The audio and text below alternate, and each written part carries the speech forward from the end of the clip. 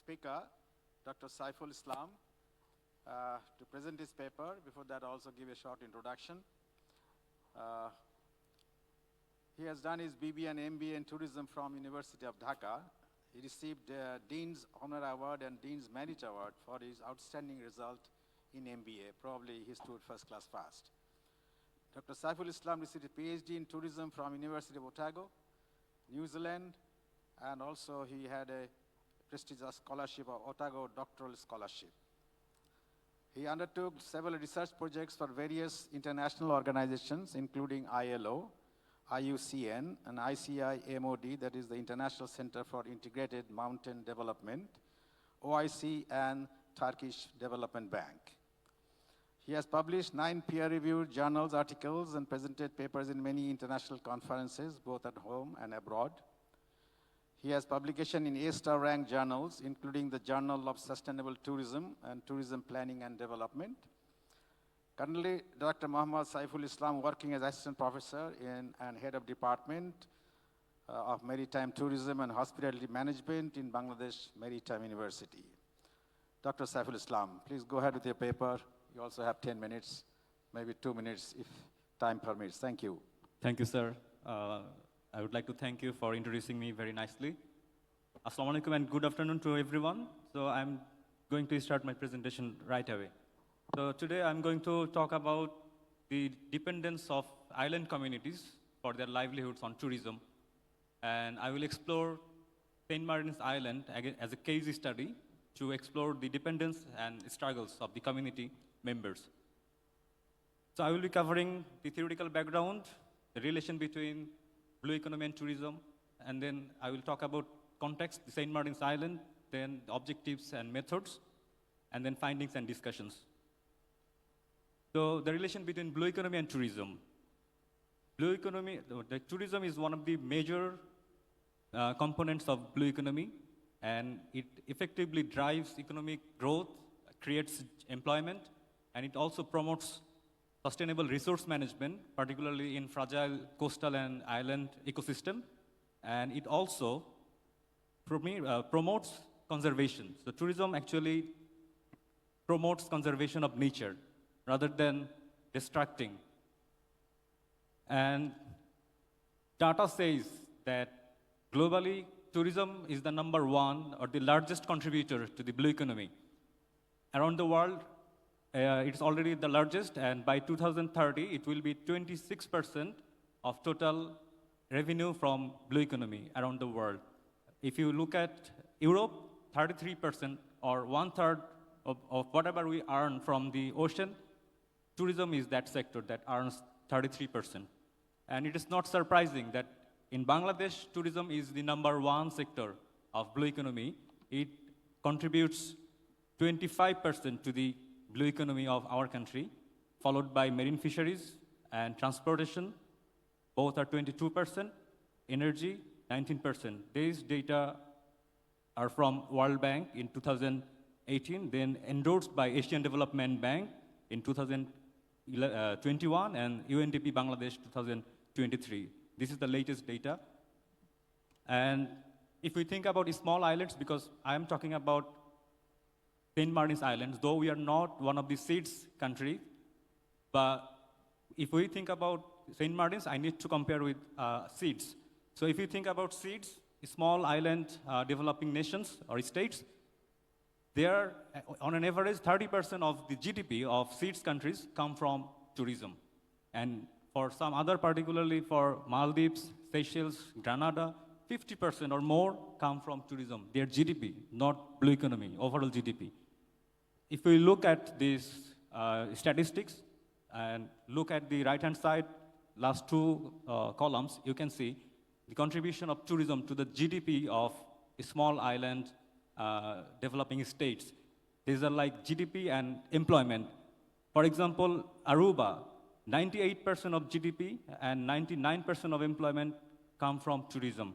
If we look at our neighboring country, Maldives, 66.4% of their GDP and 32% of their employment are from tourism. So these island states are highly dependent on tourism for their overall economy, not only blue economy, overall GDP. why we are promoting tourism in coastal islands.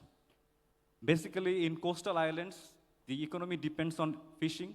Traditionally, it depends on fishing, agriculture, or extraction of nature. So these all are extraction activities. So these all extractive and fishing activities are declining. So tourism was promoted as an alternative livelihood so that we don't extract fish or we don't overfish or we don't extract all natural resources we have in the ocean. So how tourism was promoted worldwide because it contributes to effectively reduce the dependence on declining marine resource. It also diversifies the economy and it successfully and effectively protect the fragile small island or coastal ecosystems. So now if we think about St. Martin's Island, we give some context. So St. Martin's Island is a union in Teknaf Upazila of Cox's Bazar district. It's a very small island, and this is the only coral island, as we know, of our country. So this is very special for us. And the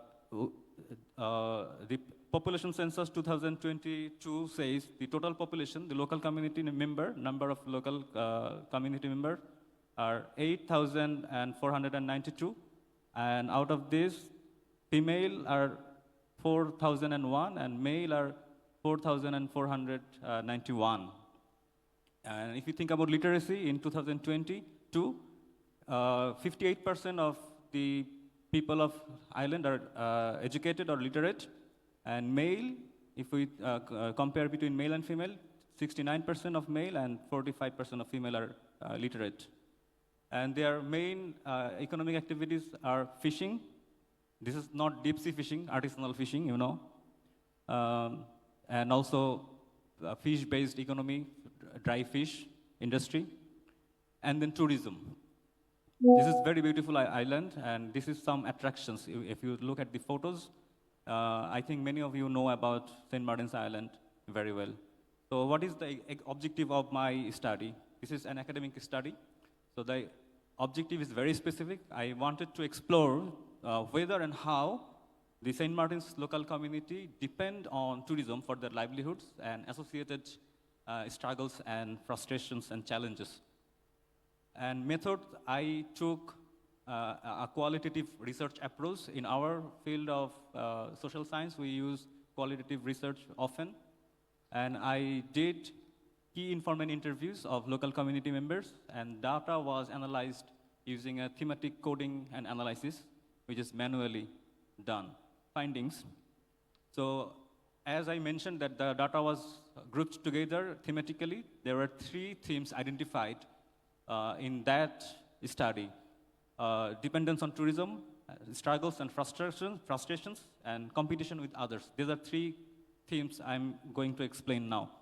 So these are some quotes from the participants of the study. So how do they depend on tourism for their livelihoods? One participant, his name is Haidar. He is a homestay owner, so a small homestay, it's not a hotel. It's a community member. So he says, 30 years ago, when there was no tourism in St. Martin's, people were fishermen and farmers. There was no other business. But as tourists gradually increased, many people turned away from fishing and turned toward tourism. Now, majority of St. Martin's population is involved in tourism, and in one way or another. Ali, he is a dry fish seller. He says, whatever business we do here, it's mostly targeted at tourists. We produce dried fish here mainly to sell to tourists. But if we produce a large quantity, we sell the extra in Chattogram. And then Sohel, a tea stall owner, he says, we invested in tourism with whatever we had. How will go back from this? That means whatever he had, he invested in tourism. He has no other option, other way to go away from tourism and to start something new. He has spent his all resource to tourism. And another young man called Harun, he's a bike driver. So it's not a biker, he's a bike driver. He has a bike, motorbike. When tourists come to their island, he takes tourists and give him a ride around the island for money. He said, I have no other source of income here. I can't even work as a fisherman.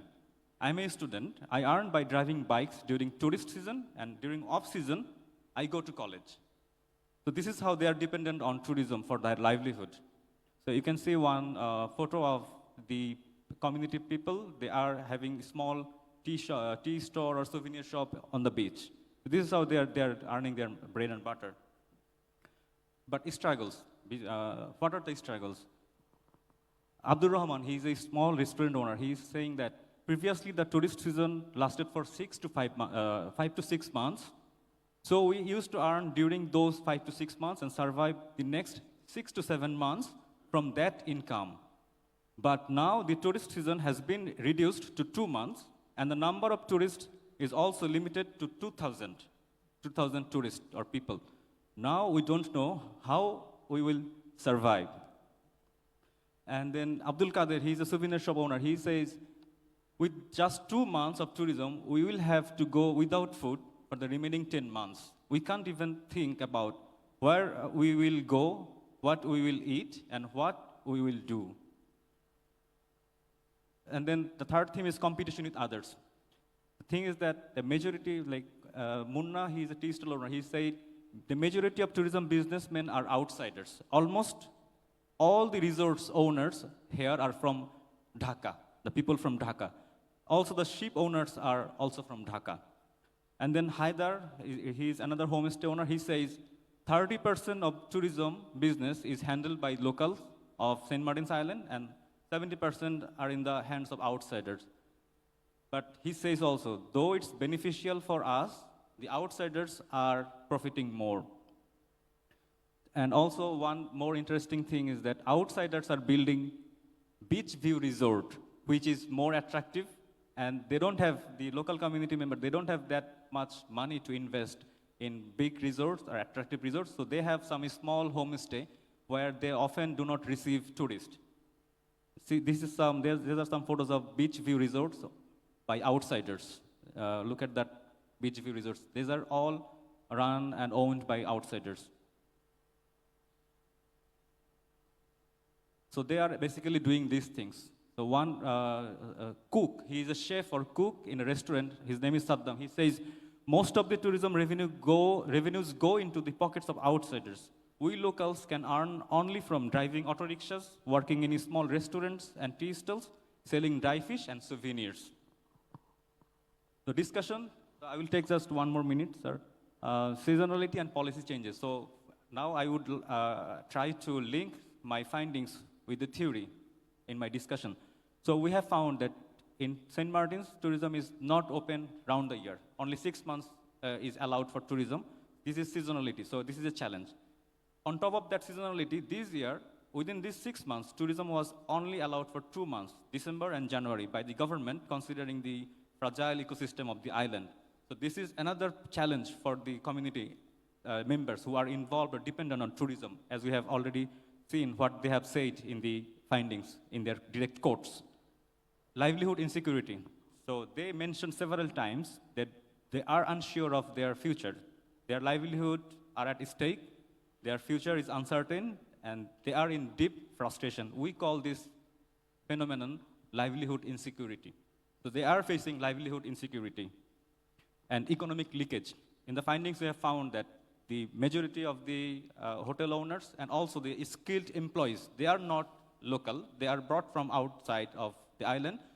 Also, the majority of the revenue is flowing back to the island, to the investors from outside.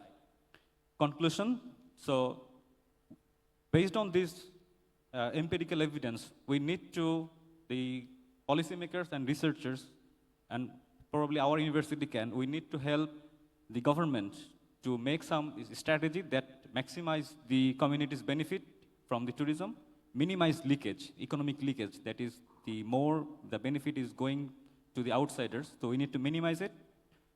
Given that, number third is very important, ensuring the conservation of the nature, because we have only one St. Martin's, and we don't want to lose it. Thank you, everyone. Thank you. Thank you for your thought-provoking and well-researched presentation.